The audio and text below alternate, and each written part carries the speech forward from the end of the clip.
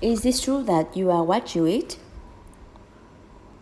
The phrase you often hear, "you are what you eat," has been core belief in many cultures throughout history. The ancient Aztecs would eat the brain of their rivals because they believed it would give them the wisdom and knowledge of their enemy.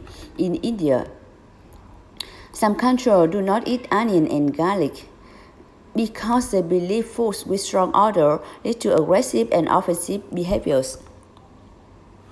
The Nordic Vikings believed that drinking the blood of their bear or wolf before the battle gave them the ferocity of the animal they drank. In China, there is a high demand for tiger penis because men there believe that eating it will boost libido and kill erectile dysfunction. Around the world and throughout history, we see fascinating for bizarre examples of traditions that center around the idea that you embody what you eat.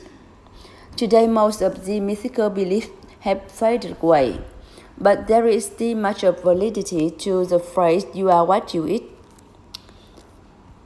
So what exactly does this phrase mean?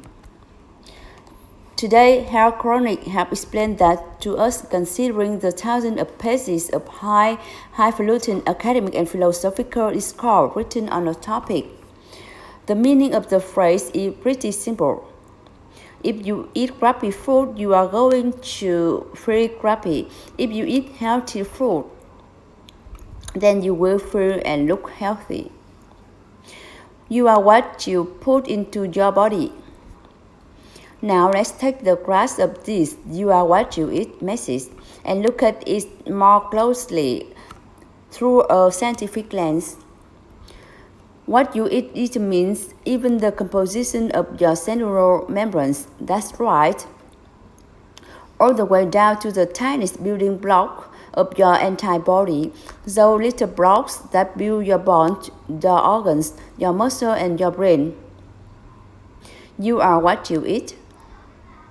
Then consider this: the average adult loses around 300 billion cells to old age every single day. How does their body replace those cells? With the food we eat, literally. That food becomes the fuel for our body's own manufacturing plant to replace cells that die. When we eat toxic chemical-laden, nutritionless food, our bodies have a hard time manufacturing new healthy cells. It would be like giving a man a blunt hammer in the middle of the desert and asking him to build a massive castle, or filling a race car gas tank with sand and expecting it to win. Our bodies carry out billions of functions every second with those cells. Thus, another popular phrase is that our bodies are a temple. Only instead of putting clean fuel in the machine, we put in excrement and expect this machine to make a masterpiece. Though our body is infinitely intelligent to even figure out to some extent. Despite poor food choices, it can only improvise on making a masterpiece for so long before it runs out of ideas.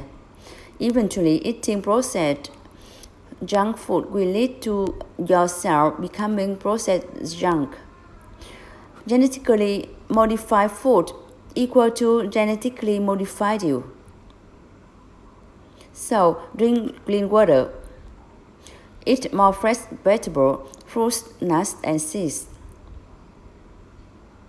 Allow your digestive system to work as it should by reducing chronic inflammation with a better diet and consistent moderate exercise. And you will even be able to extract more of the good stuff out of your food. Your body will also be able to dump the bad stuff with more ease. In brief, you are what you eat. More than 300 billion cells depend on the fuel you give your body. Make sure you give them the good stuff